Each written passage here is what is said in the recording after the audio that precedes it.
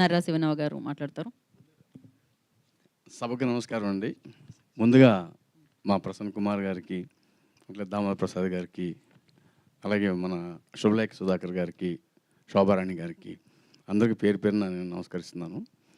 అయితే ఏంటంటే ఫస్టు మా ఫ్రెండ్ సముద్ర గారు నాకు ఫస్ట్ టీజర్ నాకే చూపించారండి ఆఫీస్‌లో.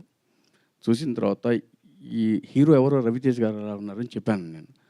రవితేజ లాగా ఉన్నాడు ఎవరు డెఫినెట్‌గా రవితేజ రేంజ్‌కి ఎదుగుతాడు అని చెప్పేసి ఆ రోజే నేను చెప్పాను. టీజర్ చాలా బాగుంది.